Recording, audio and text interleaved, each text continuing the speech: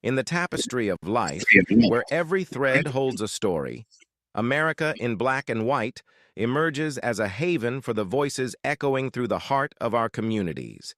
In this podcast, we wade through the rivers of our collective experiences, celebrating the vibrant hues of change brought forth by the whispers of hope and the roars of action. It's more than just a conversation. It's a journey into the heart of our society, illuminated by the light of those daring to dream and do. Join us, and let your voice be the melody that guides us toward a dawn where every color finds its place in the masterpiece of our shared destiny. Together, let's paint a future brimming with the positives that dwell in our minds and the actions that shape our.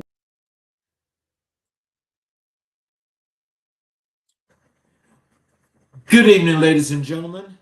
Before we bring our guest to the table today, we pause as we always do on America in Black and White to honor the giants who walked before us, to speak their names with intention, and to ensure that the brilliance of Black innovation is never buried beneath the weight of a history that too often forgot to write it down. Today, we lift the name of Mark Edward Dean, a man born in the small town of Jefferson City, Tennessee, on March 2nd, 1957, who grew up to change the way the entire world communicates, computes, and connects. As a young boy, he tutored older students in trigonometry while he himself was still in the first grade. He was from his very first breath extraordinary. Mark Dean went on to earn his undergraduate degree in electrical engineering from the University of Tennessee with the highest honors, and later a master's degree from Florida Atlantic University. But his crowning academic achievement came in 1992 when he earned his PhD in electrical engineering from Stanford University, one of the most rigorous and prestigious institutions of learning in the world. Long before that doctorate, however, Mark Dean had already rewritten the architecture of modern civilization. In 1981, he was part of the elite team that co-created the IBM personal computer, and he holds 3 of the 9 original IBM PC patents. Think about that. 3 of the 9 foundational patents for the machine that ushered in the personal computing era belonged to a Black man from Tennessee. His fingerprints are on the very foundation of the digital world we inhabit today. Perhaps his most enduring architectural contribution is the invention of the ISA bus, the industry standard architecture, which he developed alongside colleague Dennis Mahler. This bus is the invisible infrastructure that allowed peripheral devices, that printers, modems, and monitors, to communicate with a personal computer. In other words, Mark Dean built the roads that allowed the digital world to talk to itself. He didn't just work inside the machine, he built the language the machine uses to connect to everything around it. In 1995, IBM recognized his extraordinary genius by naming him the first ever African-American IBM Fellow, the highest level of technical distinction at one of the world's most powerful technology companies. In 1997, he was inducted into the National Inventors Hall of Fame. In 1999, he led the team that built the first 1 gigahertz processor chip, and in 2001, he was elected to the National Academy of Engineering. In 2019, Knox County, Tennessee, declared April 25th Mark Dean Day, a day that belongs to him as so much of the digital age already does. We tell you about Mark Dean because his story is the story of this show. It is the story of Black excellence existing quietly and powerfully in every field, in every lab, every pulpit, every courtroom, every prison yard, every seminary, every community center. It is the story of a man who built infrastructure so that others could connect, could communicate, could reach further than they ever thought possible. And it is a reminder to every young Black child watching or listening right now, the technology in your hands, the computer on your desk, the world at your fingertips, a Black man helped build that. See yourself in that. Walk in that. Build your own version of that. Today, we welcome a man whose life work is its own kind of infrastructure, one built not in silicon and circuits, but in faith, service, and unshakable love for people that the world too often overlooks. Now, let me introduce our guests. I want to welcome home everyone, welcome you all back to America in Black and White, the place where we refuse to let complexity of this nation go unexamined, where we believe that every story matters, where we know that the full picture of America has never been adequately told by those who only look at part of it. Whether you're joining us for the very first time or you have been riding with us since season one, we are grateful, profoundly, sincerely grateful that you chose to spend this time with us, because we do not take lightly what it means to have your ears, your heart, and your attention. This is sacred ground, and today it is especially so. There's a truth that does not make the nightly news, that does not trend on social media, that does not get celebrated at the award shows, and that truth is this: some of the most transformative work happening in America today is happening in the most unexpected places. It is happening in the corridors of correctional facilities, where the smell of institution and the sound of iron doors closing cannot silence the word being spoken over men and women who have been told their stories are over. It is happening in the halls of seminaries, where ordinary people wrestle with ancient texts and emerge carrying something the world desperately needs: wisdom, compassion, and a calling that cannot be contained. It is happening on the streets of our communities, in the living rooms of broken families, in the churches that are holding the neighborhoods together, even when the neighborhood doesn't know it. Grace, it turns out, shows up in the most unexpected places, and so do the servants who carry it. Today's episode is about transformation, not the sanitized, made-for-television kind, but the real, costly, hard-won transformation that happens when a human being decides that their pain will not be the period at the end of their sentence, but the comma that leads to something greater. We're talking about what happens when struggle becomes school, when suffering becomes strength, and when life forged in fire emerges not as ash, but as something unbreakable and luminous and ready to light the way for everyone who comes behind.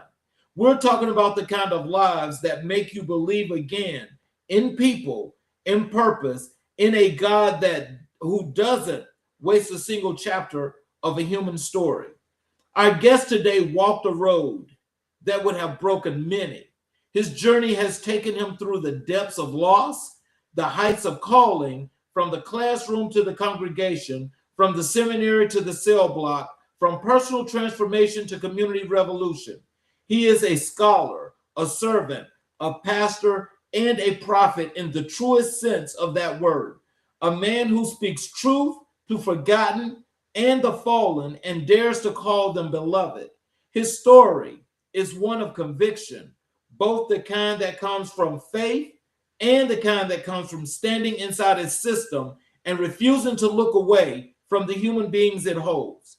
His story is one of community, of choosing again and again to show up where the need is greatest and the reward is least visible. And his story is one of calling, of a man who heard something deep in his spirit that the world could not drown out and chose to follow it wherever it led. We have been looking forward to this conversation for a long time, and we know you're going to be moved, challenged, informed, and inspired by what you are about to hear. Please open your hearts and make room for our guest. He carries a story that deserves to be told, and he carries it with grace, with scholarship, and with a love for people that you will feel before he speaks his second sentence. American Black and White, Season 4, Episode 68. It is our honor, our joy, and our profound privilege to welcome to this platform the Reverend Dr. Theologian, Correctional Minister, Community Servant, and Man of God, Dr. Gregory F. Bearstop. Dr. Bearstop, welcome, and we are glad that you are here today. Thank you, Mr. King. Wow. I need to take you everywhere I go.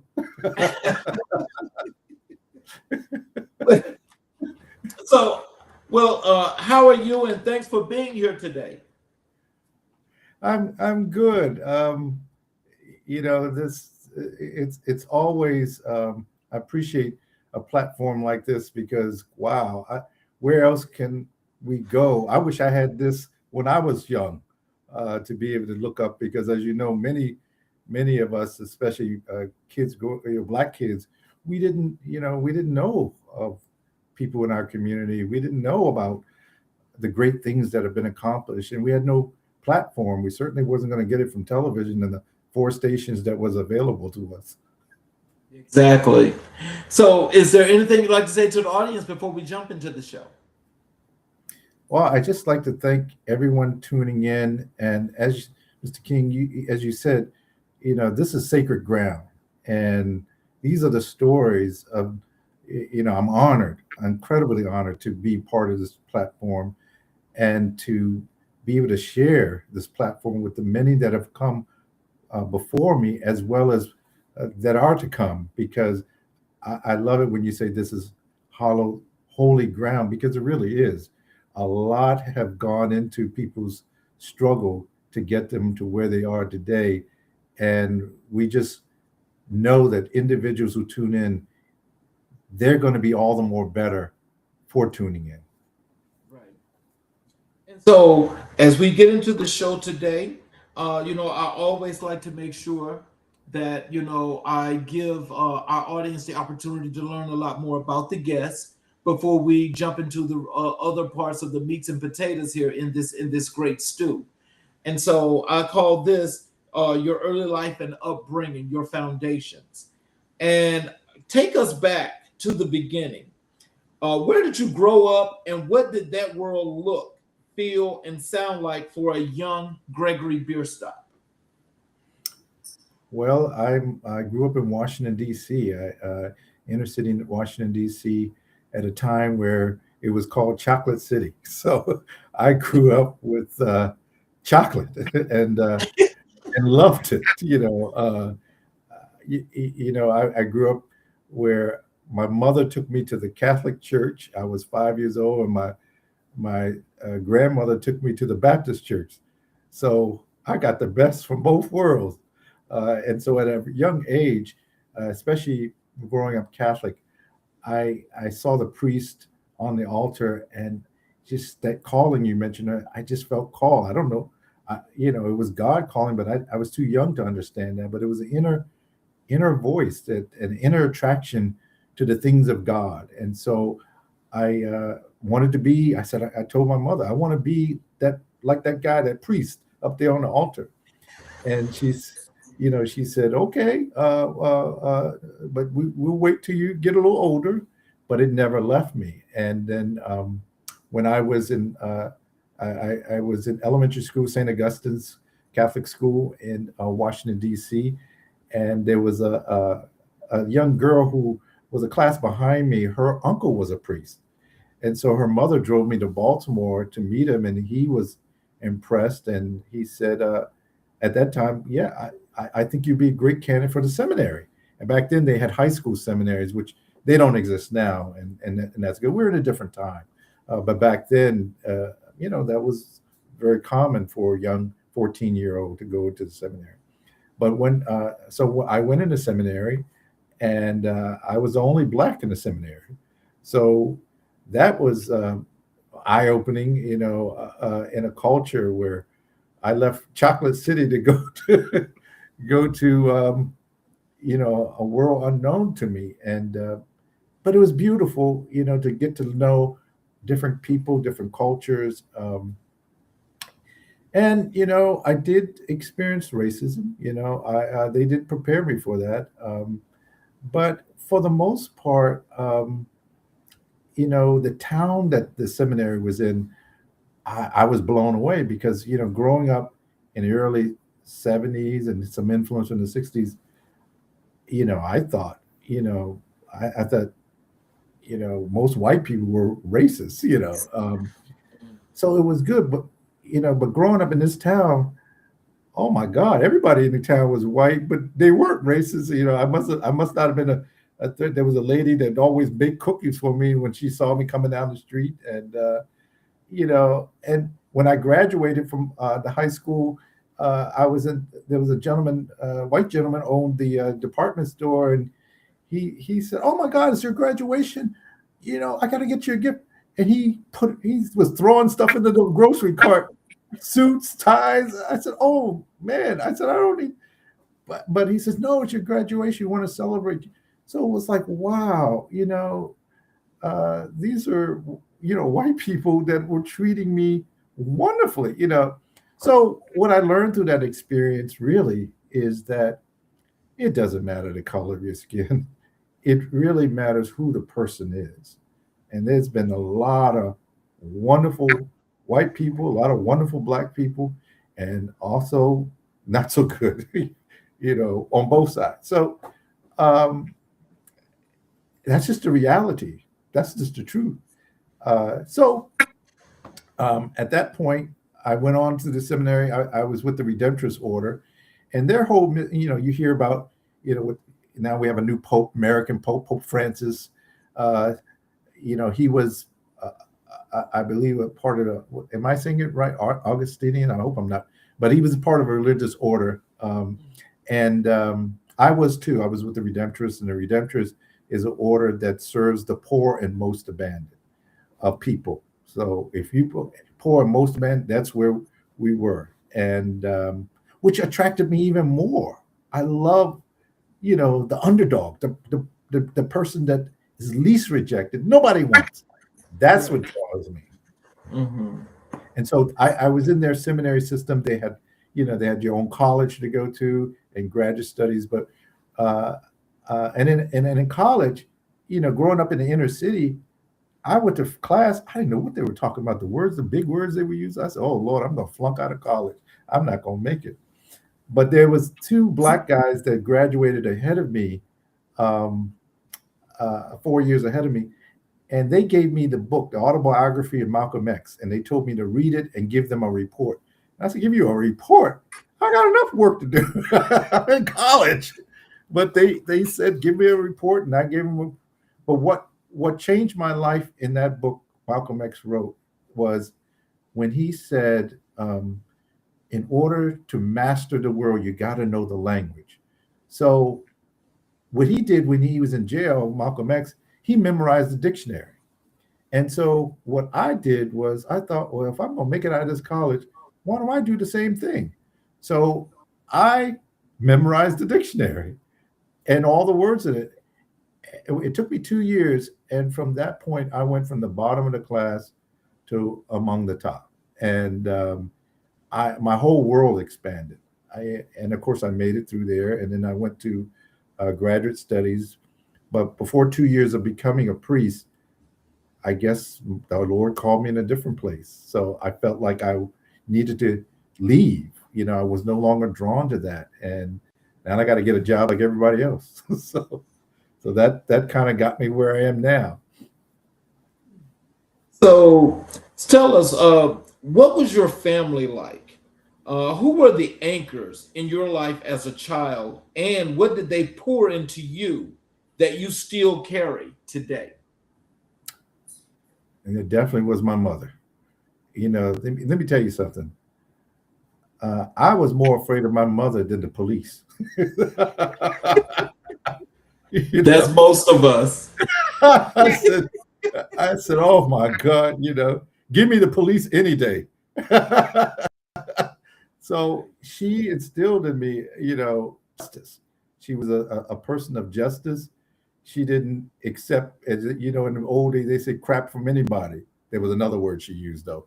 But, you know, and that's one of the reasons they wouldn't let her go down south, because they definitely would have killed, because she wouldn't have stood for segregation or telling her what she couldn't do. So I got a lot of my sense of justice, what's right and wrong, from her. I can't even steal a piece of candy without feeling guilty about it, and which actually happened, and I just was torn, so I couldn't do any of that. So that would probably be my anchor there. What did your neighborhood or community teach you about yourself, about who you were, and who you could become? Well, that took a while, but growing up, especially, we were told black people were no good. They used another word, of course, the N word, but and that that was reflected somewhat on television, where you watch movies. We always had the servant role, and what I hated was we always, even to this day, sometimes we are in the roles of the drug dealer. We're in the roles of we're the drug dealer. We're the gangbanger. We're the people that shoot them up. I can no longer watch movies like that. I refuse. I was in Europe one time, and these guys, the waiter came to the table. I was in Italy. He said, "What are you guys, all basketball players?" And I'm thinking, black people, we do more than play basketball. Some of us are doctors. We are, lawyers. But growing up, that's what I didn't know that. We didn't see that on television. We didn't see people like that. So, but slowly, my mother got involved with Black History Month, and she would come home and tell me about people like you just did, who, built the internet, who was responsible for the internet, the traffic light. I didn't know that were black people responsible. The first airplane, sorry to tell you, wasn't the Wright brothers. It was a black man. Most people don't know that. And they destroyed his plane. He shipped it on a train. They destroyed the plane on the train. Right. Yeah. So, but as you think about that, and you have these people pouring into you, where was that point that you realized that things that that Gregory wanted and what Gregory was going to do, that you had planned to do, to start, that kicked you off, as far as your career goes and the things that you're doing today? What was that point? Well, there was really 2 points. One was in college, because I was a very quiet person. I didn't think what I had to say meant anything to anybody. But that same guy that gave me the autobiography of Malcolm X, he said to me one day, he said, Greg, we want to hear from you. I was like, why? And he said, because it's coming from you. And that woke me up to something, that you whatever I have to say is valuable. Somebody out there wants to hear what I have to say. So that was a turning point for me. But the other piece was, honestly, I was on a job, and I met a guy, a white guy. He was my best friend to this day. And he said to me, he got to know, we were complaining about all the paperwork, and we got to know each other. And he said that he'd been through college, and been on. He always went to.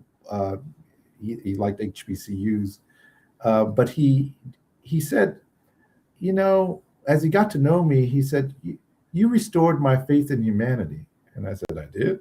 What did I do? And he said, "Just by being who you are, I could tell there's something different about you. I could tell it's you're not like other people." And that stuck with me, and it kind of emboldened me to kind of forge my own path.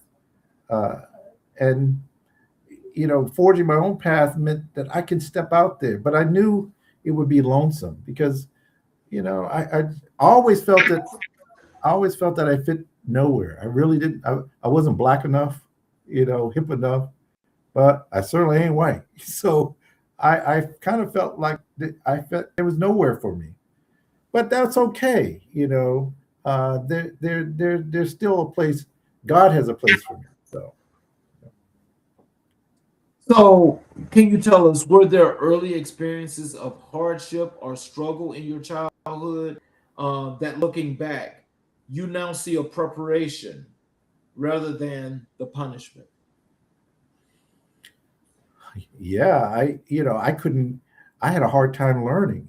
And this is crazy. I was in class and they give you those IQ tests, and they were passing out the results of the IQ tests. I didn't know then, but I got a 40, and I read that's like a vegetable. I thought I had done something. I didn't know what a 40 IQ is. I thought that was pretty, smart. But I learned that that's like being a vet. So I tell Michael, you've been working with a vegetable all your life. So, Oh my God. But a lot of Black kids go through this. We're not, sometimes you're not good testers, but we carry that the rest of our life. I'm dumb.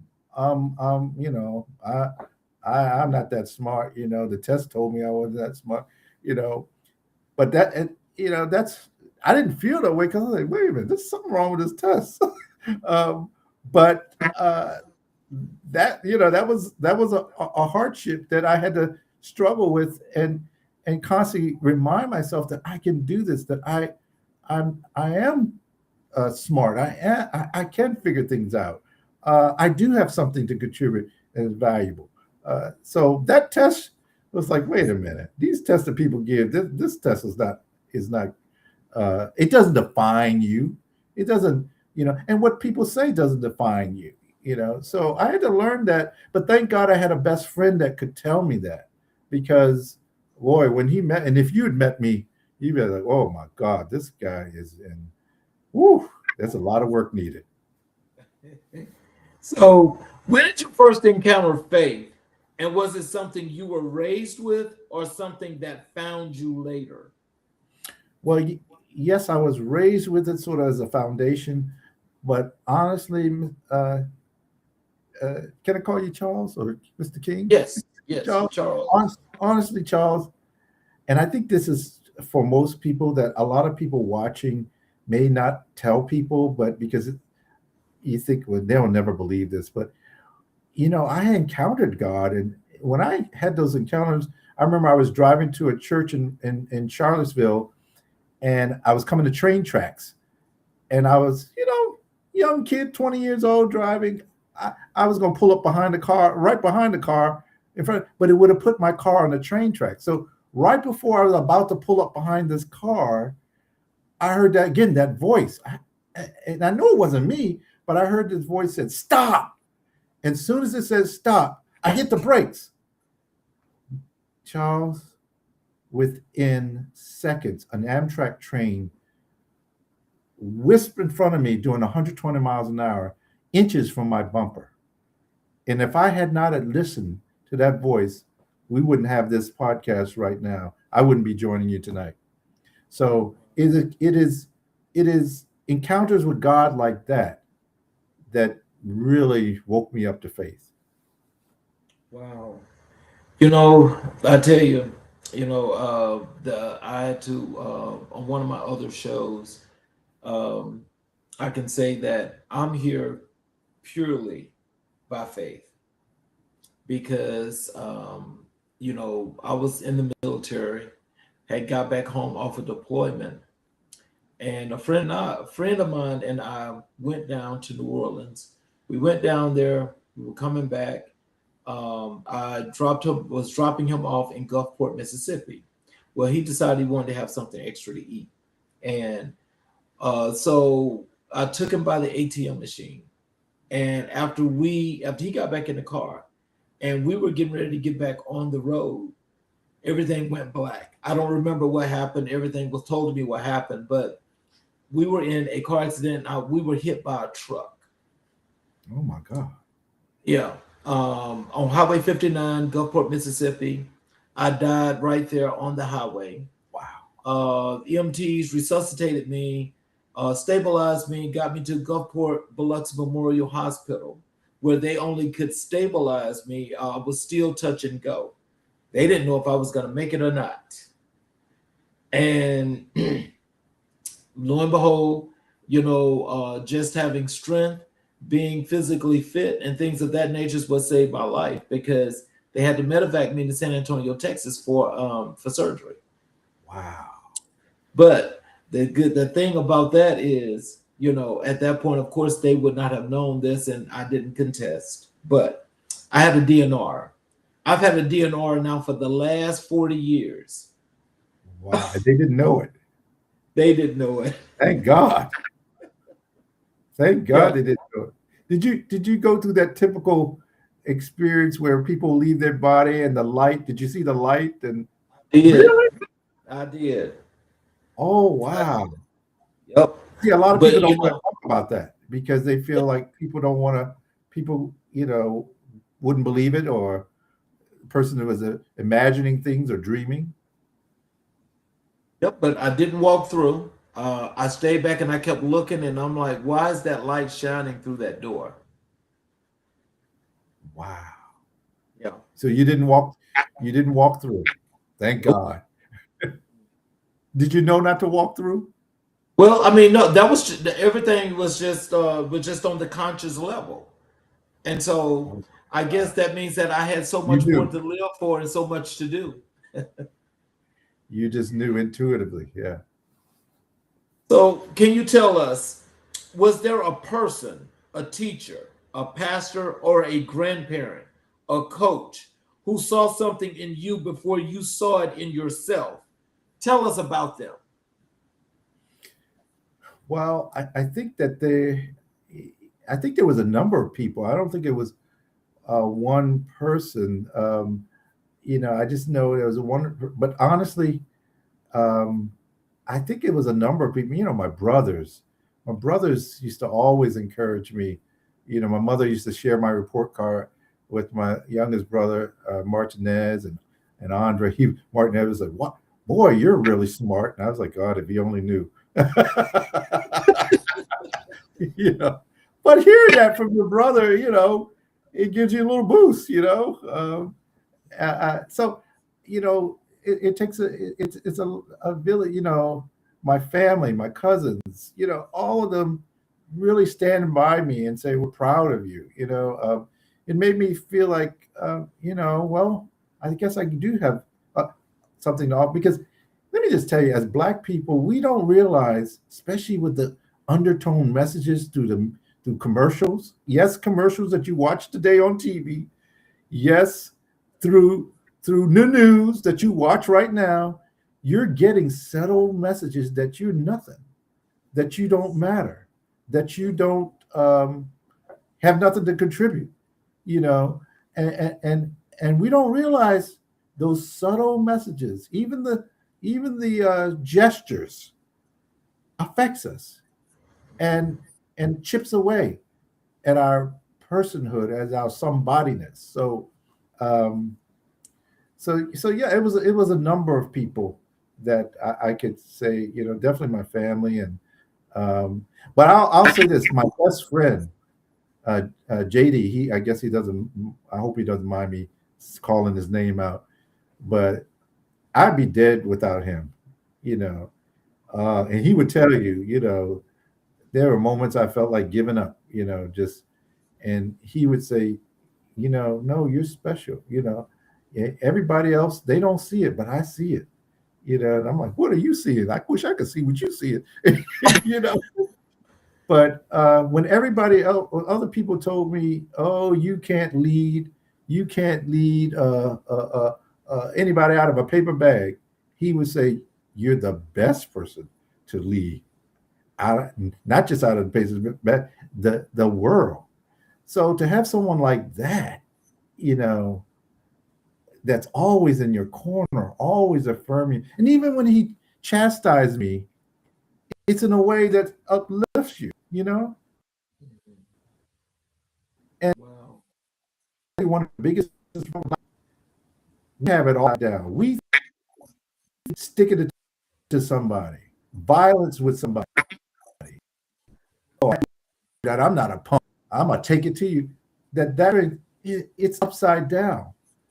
That's weakness. Then you'll get locked up, and now you're away from your family. You can't live your dreams. You can't make the money that's going to be good for the community to invest in. You know, better. But true strength is when you're able to walk away sometimes. True strength is when you're able to talk it through sometime with somebody. That's it. But we say, he's a punk. He's a sissy. You know, he don't know how to. It's totally the opposite. And I never met anybody but my best friend JD who was able to affirm that and say, no, you were correct, Greg. You know, everybody else, no, you're gonna punk out on me. You see what I'm saying? You know, right. Yes, there's a time for everything. But that's what's wrong with the Black community. You know, I'm right here, I'm in my office in jail. And I just came from one of the officers telling me he just came back from taking somebody to the hospital. He said half the people in there shot up and dying. Black people. Black people. Oh my God. Right now. Right. But why is that? Why is that? That's because we have it upside down. We think that killing each other, pulling a gun, firing at somebody is strength. It's not. It's weak. Because look what it's doing to our community. Having half of us dead is not strength, brothers and sisters. Yep. Having half of us injured is not strength. We need numbers. Yeah. I'm sorry, Charles. Yeah, right. But so let's transition over. Let's transition over to what I call the call. Well, I'm talking. I want to ask you some questions about your journey to ministry and seminary. Tell us about the moment or the season when you felt genuinely called to ministry. Was it a single moment, or did it creep up on you slowly? Oh no, I knew when I was 5 that God, it's a anointing, I guess. You're set aside, And I'm not saying I'm not special or anything. It's just you got a mission. You got a mission that's, it ain't about making a lot of money. I knew I wasn't going to be a millionaire. not in this calling. It's like, oh, you sure? No, you ain't gonna be a millionaire. You're not gonna be, you're not gonna have the yacht. You're not gonna have, what I mean. But it was okay because I wanted to help people, So, I feel like my life has come full circle. I started working with a redemptorist order of people, of priests and brothers that wanted to help the poor and most abandoned. But guess what? Look where I am now. Look where I'm talking to you. I'm in a jail. Who's more poor and abandoned than folks that are locked up? So answering your question, it's always been in me, and I think, when I was in the seminary, they said, they called me in their office and said, I think this brother is struggling with celibacy. And so, Charles, part of the reason I left, I didn't want you reading about me in the Washington Post.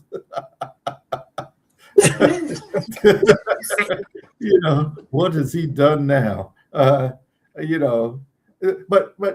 yes, I probably was struggling with celibacy. And it wasn't my priest, but why I got to be celibate? So it's like, can I be a priest and have relationships? No.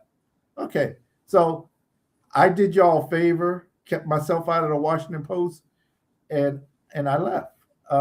But before that happened, they wanted me to think about, they stopped my studies and wanted me to think about my calling. And they sent me, I said, oh God, we're going to send you to a church to preach it. I was like, oh God, where are they going to say? But then they said that we're going to send you to the U.S. Virgin Islands. There's a church there. I said, the Caribbean? Hey, I think I could do this. So there I was in St. Croix, Virgin Islands. Beaches. Yeah, I don't know. You've been in the Caribbean, gorgeous, but the church is right on the beach. Paradise, you know. And then I started church. I was in the pew. This is a huge cathedral. I'm thinking, where are the people?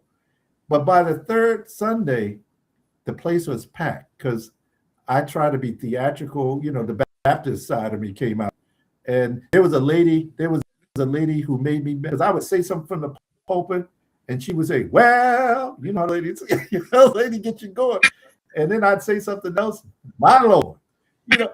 So we had that dialogue, and they just, the more they said, the better I became, and so that just set me on fire. And I took some of that, and we do that in the jail here. We started 2 years ago. There was no church service. Now there's a weekly church service. We started with 10 people. Now there's almost 200 coming every week. Oh, wow. How did the people around you respond when you shared that calling? Was there support, skepticism, or something in between? Mix. It was mixed. It was mixed. In other words, there was people that were saying, "Now, Greg, you're not being forced to do this. You know, you can always." My mother would always call me, "You know, you can always come home. You know, when you want to. You're not forced." My uncles would call you. You know, your mother not making you become a priest. No. You know, and you know how mothers are. You know, and what they hear about, you know, the church. And I would get so embarrassed because she would call me up on the phone and say, "Gregory, nobody's touching you." What are you talking about? I'm like, "Mom, what are you talking about?" You know how black mothers are. You know how black mothers are. Anybody touching me, you know. And I was like, "What the, you know, Mom, you know, I'm studying." But you know that protection of mom is like none other, which is why we all feared her more than we feared anybody else, because Oh that my fire God. is fury. Yeah, she said, "I'll be on it." Back then, you know, we you know, we didn't have that much money. She said, "You know, if somebody touch you, I'll be on the next Greyhound bus." Wow. Up there. I said, "Oh Lord." But you know, this is the, you know, this is the community. It takes a community Yeah. to keep you safe, you know. So, what did the decision to pursue seminary mean for you personally, financially, relationally, spiritually, and what did you have to lay down to go? Well, what it meant for me, as I mentioned, uh, the world. I had to, you know, this is not going to be. You're not going to be rich. You're not going to have money, a lot of money. So, you know, I had to let go of all of that stuff, you know. But it was okay because, you know, when you experience God, that's more than, no amount of money could capture that, you know. And God has been with me ever since, you know. As I said, you know, learning how to pray, learning how to talk to God, but most of all, you know, when you're in the seminary, when you're going to be a minister, you got to get down and dirty with people. You know, when I was stationed in the Caribbean, you know, I was sleeping in tin huts. You know, I would go to tin where the floor is dirt and be there with the people. You know, it's not easy, you know, but it really makes you have a heart for people. The world lives in poverty, more so now, when so few people have wealth, most 90% of the wealth. So spiritually, it really made me aware of what life is all about. That, it's not money. I used to think relationships was it when I find somebody, but shoot, I thought, they could wake up the next door. You wake up in bed next day, I don't want to be with you no more. I mean, what do I do now? Heartbroken. It's happened. So, Right. I learned that people are not, they're not the answer.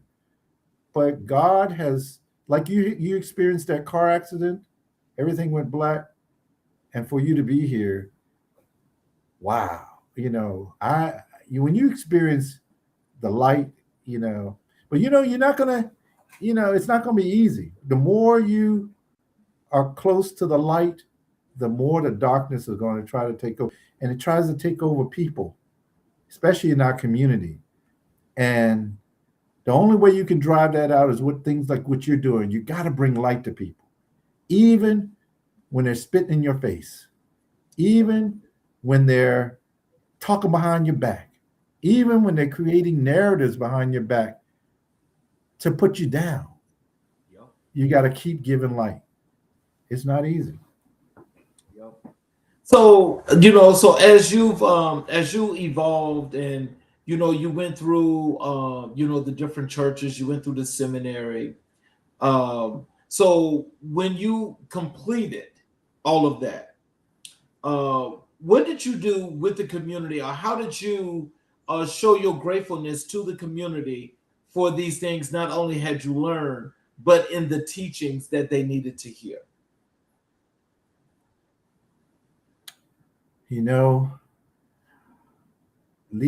After leaving the seminary and back to the community, the most important thing, encourage people in terms of prayer. But you know what? The best thing anybody can do, especially if you're listening here, is be the gospel. Be love. I like to use this. I got this from one of my favorite authors, Anthony DeMello, and it struck me. He says, being love, and he says it's like a tree. Does a tree with all his branches, when it see a bad person coming, does it move its branches out of the way and not give shade to them? No, it gives shade to the good and bad. Does a flower withhold its scent from bad people or only give it to good people? No. Only give it to good people they like? No. It gives its fragrance to everybody. That's what I want to do with the community. Not whether I'm not here to judge. I'm in a jail. People have done many, most people in here were murder. Right. I don't want to know what they did. They're still a human being. And when I meet them, we the best connection. And that's what I want to do. That's how I want to give back to the community, is to be love itself. Not discriminate, not be judgmental, but be the gospel, be God, Christ, as a Christian to people, and work on myself. I don't want to be somebody that gossip, talk behind people's backs. I don't want to be somebody that when somebody greet them, they mug at them. I had a guy in here, he used to mug at me all the time, and then I connected, the human connection. He said, man, I like your suit. Is that a Windsor tie? And I showed him how to tie a tie. And he's one of the roughest people in here, And then we connected. And every time I remind him, I said, you remember how you used to mug at me? Every time you saw me, you frowned on, oh, go on, Dr. Bearstop, go on with that. And I said, yeah, but that's what's wrong. I always go after the toughest one, and just show them that I'm not afraid of, but behind that tough exterior, they're crying out. Yeah. And when we connected and showed him how to tie a tie, he didn't know how to tie a tie. 42 years old, didn't know how to tie a tie. He said, now I can show he had 5 sons, and he's proud. I can show my sons how to tie a tie. And we just connected, But I do remind him when he was mugging at me. Yes. Yeah. Let's let's move over to behind the walls. Let's talk a little bit about your ministry and work in corrections. When did you first feel called specifically to ministry inside jails and prisons, and what made you say yes to that particular assignment?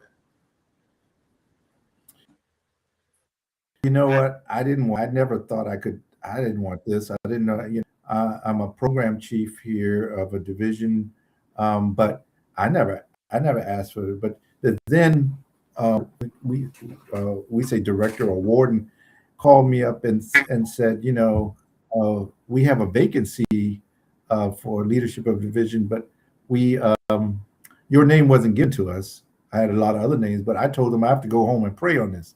And she said she was in prayer and the Lord gave her my name. And she called me and asked me. And I said, I can't do that. I don't know how to, I'm not, who am I? But then when she said the Lord gave her name, I said, cool. I said, I'm glad I'm on the Lord's mind. Okay. So I said, well, if the Lord is saying this to you, I need to be obedient. So I accepted. And here I am, but when you accept the Lord's task, the forces of darkness are going to come after you big time. And so, but that's what any role that you're being called to, especially if the Lord is calling you to it. So you need to expect that. But one of the things, I just feel like the Lord is all about action, and maybe that's why He put me here. Is I'm tired, especially with doctors, yes, I've, a doctorate, but, I don't care what you have. If you don't have no degree, the time now is for action. We do too much talking, well, let's, how many meetings I go to and then we just talk, we just talk. Well, let me talk about this process. We've been talking about homelessness for 100 years and still got more homeless people than we had then. I'm tired of talking. I'm about action. Right. And so one of the things we've done a lot, and and I say it's a team. And we've gotten GED in here. People can get their high school diplomas, and there's people who are in jail and left, and they're coming back as doctors. They're coming back as owning their own business, so it's all about action. We got to take action to make people's lives better. The biggest thing is mental health. The jails have become the new mental health institute. When Ronald Reagan closed a lot of those institutions in the 80s and put them people out on the street, there was no place for them. There was no provision for mental health. And if you're not mentally stable, we can give you a home, we can give you a job, but guess what? You're going to lose the home. You're going to lose the job because you're not stable. So I really press that if you're in the community, it's okay. And we need to break this stigma, especially in the Black community, that having a therapist and talking to someone is crazy. No, you know what's crazy? Is not talking to someone professional. With all the stress that we have, especially being Black, that's what's crazy, that you don't have a therapist or someone that you can talk to and run things up. The healthiest thing I ever did, and still am, I have a therapist. I still have one. Same here. Same here. And it's made me better. We got to get rid of the stigma in the Black community that therapy, you are more, you will accomplish more when you have somebody that you can talk to and bounce things off of that's professional. The mental health, systemic research show people especially in the Black community that get mental health therapy, they never come to jail. And the people that get it in jail never come back. So my mission here is to make sure every incarcerated individual has weekly therapy, one-on-one, and group is good too. But some people, they don't want to share. You can't share everything in a group. Right. You can't share everything in a group. So people need one-on-one. Right. May is Mental Health Month. Yes. Yes. And so, I think the more people learn about, their mental health and keeping it as strong as possible, now is the time to do that. And as you mentioned, I do recommend that we all at least talk to somebody at some point in time, because I think we all need to do that to relieve any of these pressures that we have, especially Black men. Absolutely. So that's one of my personal missions here in the jail, is to make sure every incarcerated most of our population is Black males anyway, right here. And so I want every one of them to be able to get one-on-one weekly therapy. It's going to make it so much better. They're not going to need to come back here, and they won't. And that's the whole, we want people to leave the jail better than when they came in. And we're not doing that. We're not doing our job. I said I'm about action. Right. I like that. And, I I'm think tired of if talking. most of those places would actually do that and it was on one accord, then I agree that most likely most of those guys would not come back. Describe your very first time walking into a correctional facility or for ministry purposes. What did you see? What did you feel? And what did you sense in that moment? I was scared. I'm not gonna lie to you. I was scared. I said, "Oh Lord, is somebody gonna?" Because you look at the TV, you see the rape and somebody grab you and and I'm shaking. I'm a little guy. Right. I said, "Oh Lord, I have no, now I know why people work out." So Right.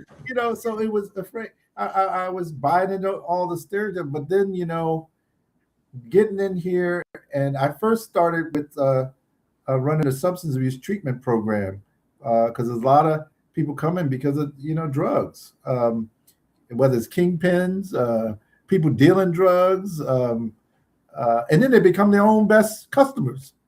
So, but when I got in there and actually started to go into the cell and sit down, and that was intimidating too. I was like, "Oh Lord, now I'm in the cell with the brother," you know.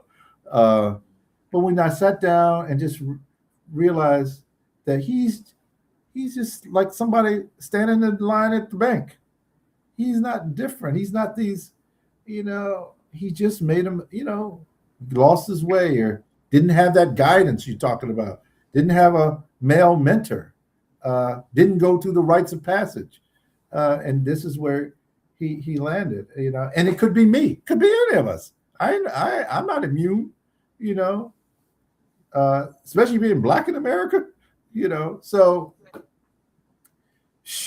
I could walk out here right now.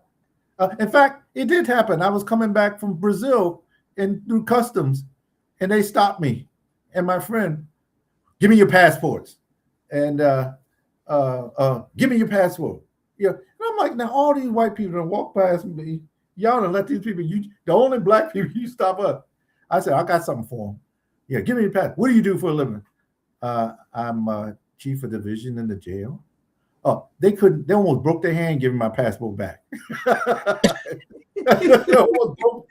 It's like, again, stereotyping Black people, that, because I'm wearing a hoodie and, I must be nothing or whatever, into drugs or gangbanging, So,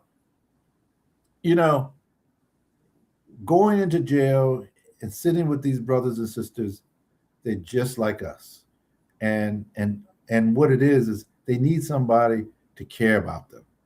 They need somebody to take the time. You know how much it means just to sit and listen to these brothers? And I never want to disappoint them, because when they need something, I always try to deliver, because you know what? They've been disappointed all their life. People have promised them thing after thing, even their parents have, and they never got it. That there will make you go to jail. So, so I learned that, and you know what? The more you give mental health, you give programs, and you make people think differently. I talk about a term, neuroplasticity. You know, a lot of people out there, you just throw away that you can't do nothing, you can't change nobody in jail. Well, no, the research says the exact opposite. The more you teach people, the more positive things like what you're doing with this podcast, people watch it, it actually changes your brain. And when your brain changes, you change. Yes. So we give a lot of positive programs to people and watch them change. And you know what? This is going to sound crazy. I feel safer in jail than I do on the street.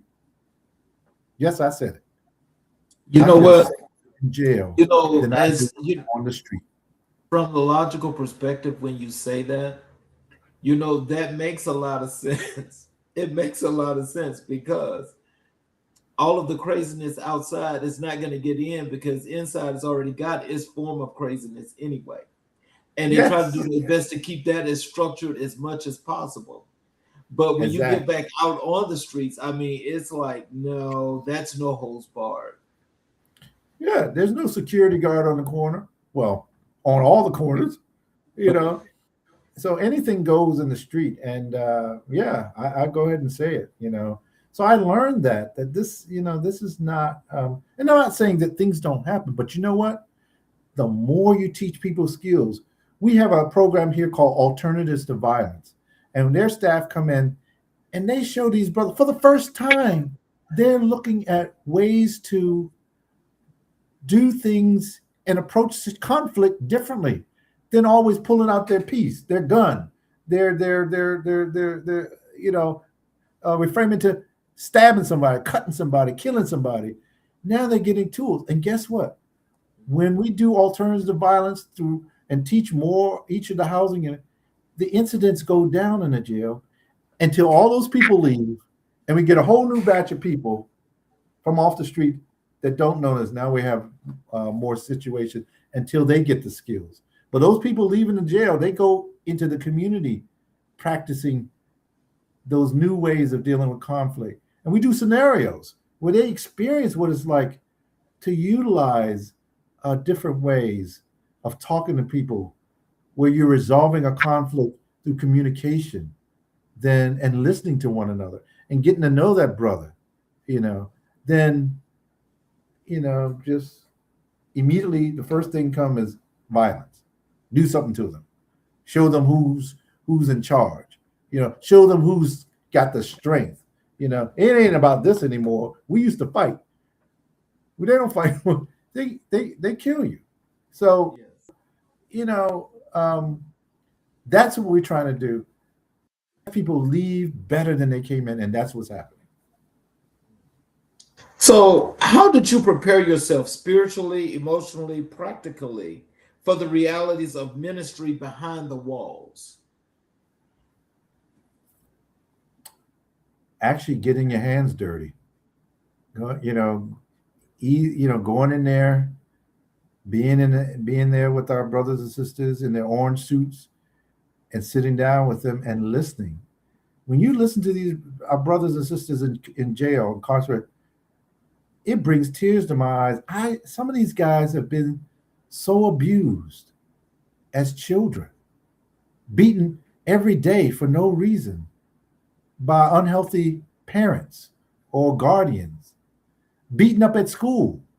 And when you go through that type of trauma, you know, and it's never addressed, never resolved, guess what? Don't be surprised if they're going to carjack somebody or pop somebody, and then they wind up here. But when they come back and you listen to them, and, you know, so many of them, I've been in tears listening to how they grew up and the trauma that they went through, the sexual abuse, it's just incredible. Those stories are like endless. They're deep and they're just as horrible. I think it's more horrible for the people that's doing it to them, and I think that's probably the thing that actually makes this so much more disgusting, shall I say? Because when you think about family members doing this to their own children, that's a problem. Oh, and uncles, cousins, the rape, the sexual rape. And I'm not talking always young girls. A lot of young boys. And it's harder because they can't talk about it. To talk about it. They can't talk about it. And who can they talk about it to? Nobody. So they keep that inside, building up, building up, building up until they snap. And then, or they're on a job out there, and the supervisor talks to them just like those perpetrators, and they snap. We remember we used to use the term postal. Yeah, it happens. Yep. But it's a blessing too. At the same time, I love working in the jail. You know why? Just to be able to see people transform and see a brother coming in that's gritting on you to leave out smiling, getting his GED, getting his barber school, where barbershop here with cosmetology, going out there opening their own business that they never even thought they could do. When you see that from somebody who is down on their luck, man, it just makes your heart smile and to know you are part of that. And most of it is just listening to them, being their ally, helping them get connected. And I can't underestimate having someone mental health to talk with. It's the central part. Right. So tell us about some of the men and women you've encountered inside without violating anyone's privacy. Right. But what have they taught you about faith, resilience, and the human spirit? That I didn't know that there were people that could endure so much. Well, look at most of the brothers and sisters in here are black, but to think that we endured slavery, God, that's what has taught me the strength of the human spirit, and that nothing is impossible. I had a guy just get his 42 years old, just get his GED, high school, and he called his mother in front of us because she had two sons, and he said, Mom, now all your sons have a high school diploma. But can you imagine how many years he kept feeling less than his brothers because he didn't have a high school diploma? Do we know how that tortured him inside? So to be able to do that, accomplish that, means a word, and to be a part of that. So what has taught me that so many of our brothers are carrying a load inside, because one of the things, especially with black men, society does not give us permission. The only emotion society gives us permission and lauds us for and praises us for is aggression and violence. That's if you want to get caught up in that, but you're absolutely right. But when you're hurting, there's no outlet. But what we try to do here is to tell them, you can do that strength. And we make a safe place so they can do that. And when a brother is able to open up about their hurt, their pain, they become whole again, a whole new person. They can't even believe it. So let's transition over to your community engagement and outreach. Your ministry doesn't stop at the prison gate. Tell us about the community work you do on the outside and how it connects to what happens on the inside. Well, being on the outside, a lot of times people know my ministry. They ask me to perform their weddings. I do a lot of funerals, though. I don't know what. Am I the death man? I don't know what. But they always call me for funerals. So, but I don't mind, because I try to treat them as a homegoing, a celebration. Celebrating those people. So they like the way we send, because that's what it is. Death is not the end. Like you mentioned, about the light, and when you died, it's we give hope to people, because a lot of people are afraid. We all gonna die, but to hear a story like that, to know that there's another side. This is not the end. you know. And if you come back here, that's because you ain't finished what you're supposed to be doing. You haven't completed your mission. You haven't completed what you were built for, what you were made for. So that's the type of thing I try to spread when I do those funerals or services or weddings or in the community, or even connect. You know, I do counseling, brothers trying to get off of drugs. You know, a lot of people are addicted, and not just to drugs. You know, addiction is a beast. Addiction is a beast. You know, and you know, God gives you these experiences so you can help others. Some people say, "Wow, how did I get addicted to drugs?" Well, you know, that's your blessing. That's your ministry, because when you become whole, you understand. You know, I hear people tell me, "Greg, I'll be smoking that crack pipe, saying this is the last one when I know it's not." Oh Lord. And they said, "I want to stop, but I can't." That's addiction, you know. And most of the time, the only thing you set you free from addiction, you know, because that's a spiritual, you know, the scripture says we fight not against flesh and blood, but against forces. So you can't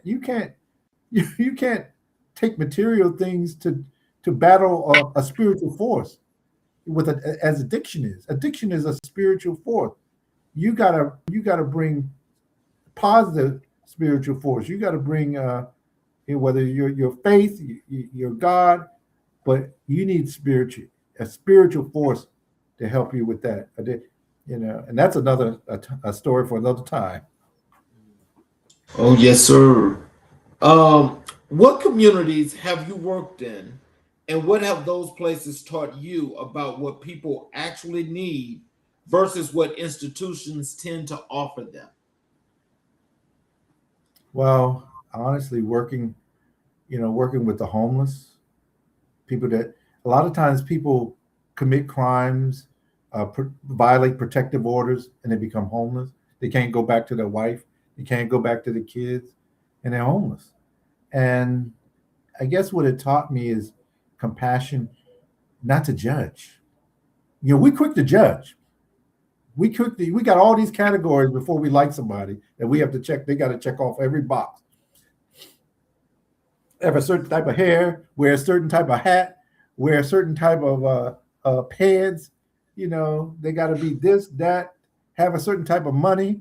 You know, nobody gonna check off all of them. I can't. You know, Sometimes I'm with people. You know that feeling you get where you're losing them. You know, it's like you feel like you're boring them, and I feel like I'm thinking about, do I need to tap dance faster? Tap dance faster. Tap dance faster. I can't. You know, I had to. You know, we have to let go of that. These are our brothers and sisters, and it taught me that it could easily be me that's homeless. Easily.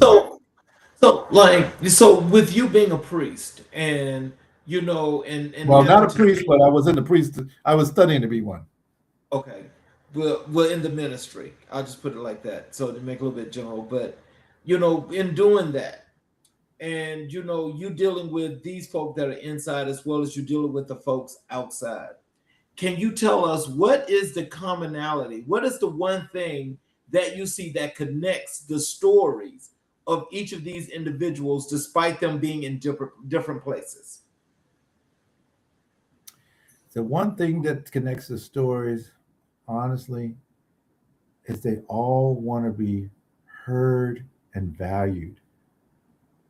They all want to be loved. You know, I hate to break it to you like this, but black men, they're the most unloved people that I've witnessed. And I know because I'm here. With our census is about 1,000, and 90% are black men. And I would say, we probably have about almost 900. Talking to them, they're not loved. They're not loved, and they want love. They want somebody to care about them, no matter what they did. How many people? How many of them tell me I don't trust nobody? Mm-hmm. I trust nobody. That saddens me. Yes. When 900 black men say, and it's not just black men, men in general, black, white, no matter what, they tell me they don't trust no one. That saddens me. Nobody, no. Because in their experiences, everybody, they haven't been shown to be trustworthy. People about themselves. If it fits them in the moment, hey, it's all right, no matter who I gotta hurt. And they shut down. So they've experienced an enormous amount of betrayal. Oh, perfect word. Perfect word. Betrayal. And it's not that people are not gonna, people are human, they're gonna make mistakes. But what they're looking for is someone with how can I put it? A heart of compassion. People know, you can't fake on people. People know, they know when fake is coming. Right. They want somebody that is, okay, then you make mistakes, but they know your heart's in the right place. You have their best interests in mind. You can feel when somebody really has your best interest. The sad thing is to look around and there's very few, because that's the betrayal. That's the true betrayal. And the biggest betrayal is we betray ourselves because we commit to narcissism and we forget about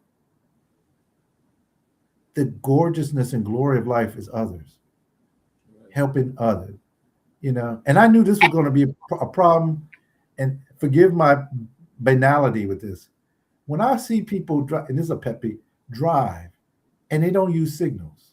The whole purpose of using a signal is for other people. Right. They turn in front of me. This has been happening for years. I know this sounds crazy, but I knew we were in trouble. The world's in trouble. People don't use, that's the whole point. The whole point is not you. You won't click on a signal because of me. We click on the signal because I want you to know where it's for you, for other. They don't care about others. There's no consciousness of other. Right. That's the betrayal. That's the biggest betrayal. But how do we get back to that? Well, again, I think, as you mentioned, it's about individuals. Is what it sounds like to me, is that there are particular people that are just, subconsciously are about just breaking the rules. They don't care about signals. If they want to turn left, they're going to turn left. They want to turn right, they're going to turn right. They may give that little slight look, but they turn it. They move it. And I can tell you point blank, and I know you understand because I used to live there in the DMV. You got people that drive crazy, but here in Metro Atlanta, it's the same way. And believe me, that 3 o'clock traffic, which you never want to get caught up in, you see some of everything. You see folk driving down medians. They backing up on the off ramp. They doing all kinds of stuff. But it's not about anybody else. It's about that self-feeling at that point. What's fulfilling to them.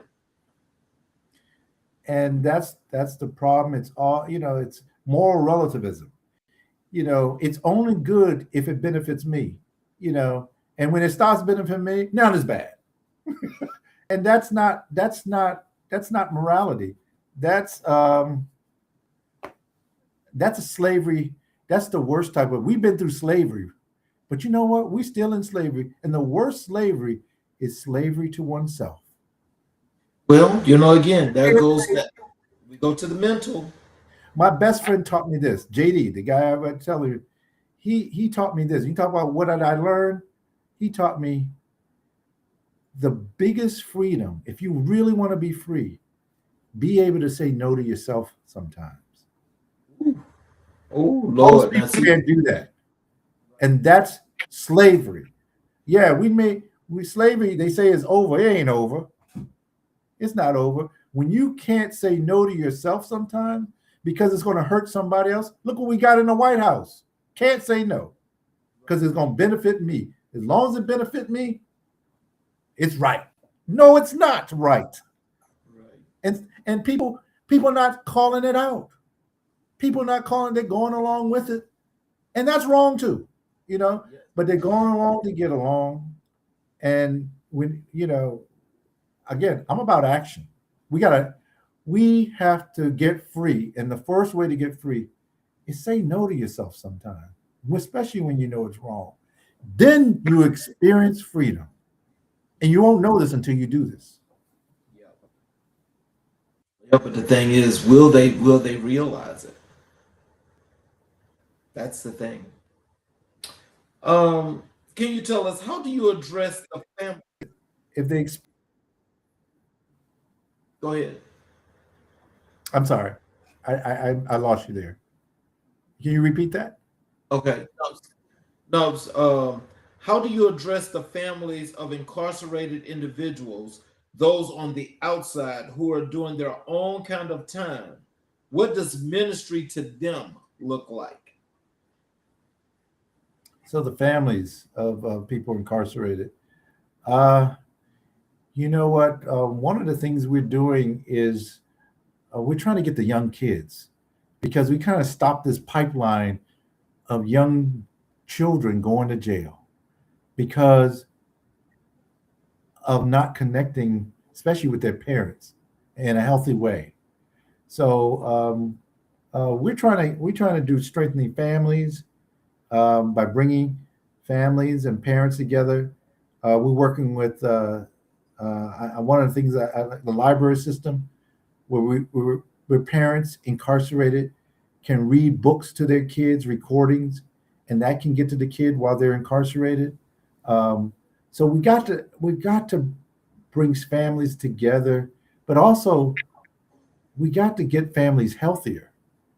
And again, it goes back to getting in therapy, but also back to what I was saying, experiencing true freedom. We got to get out of the slavery. Slavery to oneself, and what I feel, you talking about Atlanta traffic. It breaks my heart. I've been seeing on the news people killed because of road rage. They don't even know these people. Exactly. We just had that recently. Yes.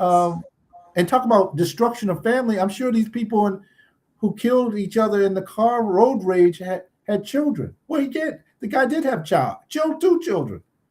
So I'm telling you, the biggest thing facing the community is violence. And I'm tired of this. And you remember this. You remember this, Charles, in the 70s when a lot of military soldiers came back hooked on crack, opiates. Yep. You remember that? It wasn't an issue. They were overdosing left and right until people that didn't look like us started overdosing in the suburbs. Now we got all these programs. We got naloxone. We got Narcan to bring them back. Well, guess what? The same thing is happening with gun violence. Yep. The same thing in the Black community. The guy, just coming from the hospital, the emergency room, talking about all these Black young brothers shot up in the emergency room. It's the same thing. Why are we waiting like the opiate epidemic to do something about these brothers because they're Black? Guess what? Eventually, it's going to reach your community too. It will. Why not do something about the gun violence now? And that's what we're doing by teaching people skills to address conflict rather than the first thing to reach for your gun. That's why we're teaching people how to use I statements and not put other people on the defensive when you're trying to correct an issue. And they leave and go back in the community and make the community healthier. That's what needs to happen in families. Yes, exactly. So, we got to do action. We got to stop. I'm tired of talking about it. Let's do something. And it just reminded me of all those people that overdosed in the 70s. And I just shake my head. So, where we at this point? So in closing, what are some words of wisdom and encouragement would you like to leave for our audience, and tell them how they can connect with you via social media or your website? So, uh, you know, connection with me. I need to. I used to be on Facebook, but they hacked my account and cloned it. So I really need to get a new account. But if you want to connect with me, they're certainly welcome to connect with me through my email. Can I share that? Yes. Charles is Gretel Gretel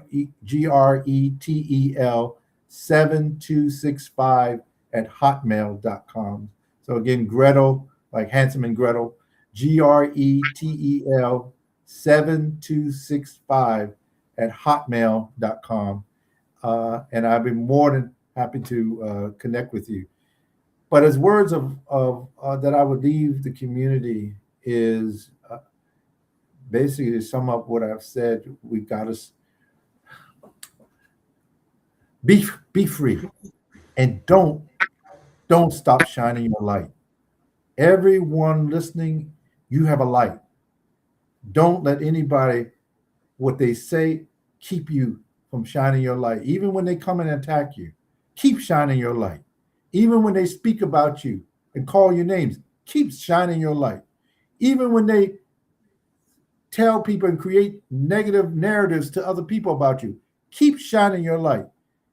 Even when they tell you what you can't do, who you can't lead, you ain't no leader, you ain't nobody. Keep shining your light. Keep shining your light. Mental Health Month. Keep shining your light. And if you and I can't speak enough about getting somebody professional to talk with. That's a strength. That's the strongest thing you could do. And learn to say no to that self. When you do that, you haven't tasted freedom yet until you can do that. When you're not at the beck and call of every desire you have that's going to lead you the wrong way, and you know what I'm talking about. Yes, sir. Well, before I do my closing monologue, I want to ask you, once I close the show, can you stick around for a few minutes to chat? Absolutely. So I want to say to each and every individual that's watching the show this evening, we would appreciate if you would support us, especially on our YouTube channels. If you would subscribe and enable all notifications so you're able to catch all the shows live, as well as you'll be able to go back and watch each and every episode where you would get the stories from each and every leader that's been here, that's giving out the great information to help each and every individual in their communities, help to community build, and help you to be as stable and do the things that you feel like you need to do, because this show is definitely a resource for those connections. So in closing, and there you have it, beloved. That is what it sounds like when a life is poured out into service. That is what it sounds like when a person chooses every single day to walk toward the hardest, heaviest, and most neglected places, not because it's easy, not because the cameras are rolling, not because the world is applauding, but because the calling is real. And the people on the other side of that calling are real. And their dignity is real, and their potential is real, even when the system they're trapped inside refuses to see it. We have just spent time with a man who goes where most people will not go, and loved ones that most people have given up on. And if that doesn't challenge you, if that doesn't stir something in you, we encourage you to let this episode sit with you a little while longer. What Dr. Bearstop reminded us today is that America's story, our story, is not finished being written. It is being written right now in prison, visitation rooms, and community centers, in seminary classrooms and Sunday morning sanctuaries, in the kitchens of families, learning how to put themselves back together after years of separation, in the hearts of young people who desperately need someone to look them in the eye and say, you matter, your life matters, and it is not too late. America needs more people like Dr. Gregory F. Bearstop, not celebrity, not spectacle, people, just people, willing to show up with consistency, with scholarship, with grace, and with a love that does not quit. That is what changes communities. That is what changes a nation. To Dr. Gregory F. Bearstop, doctor, pastor, scholar, servant, and friend of this program, we say thank you. Thank you for your years of quiet, faithful service. Thank you for going into spaces that most of us will never, ever enter, and for carrying the light in there with both hands.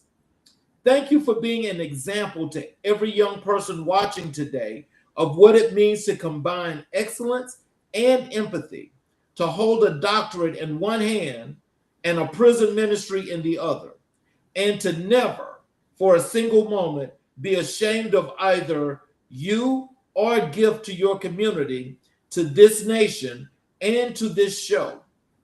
We are honored to know you, and we are even honored to have shared your story with the world today. To everyone who watched, listened, shared, and showed up for this episode, you are why we do this. America in Black and White is more than a show. It is a movement, a mirror, and a monument to the truth that Black lives, Black stories, and Black excellence are worthy to the most beautiful platform we can build. Season 4 continues, and we're just getting started. Please subscribe and share this episode with someone who needs to hear it. Leave us a review and come back next time, because the next story is already waiting. Until then, stay grounded in your truth, stay connected in your community, stay proud of who you are and where you come from. And remember, real stories, real people, real America. Peace and blessings, beloved. We'll see you the next time. Tomorrow on American Black and White, same time.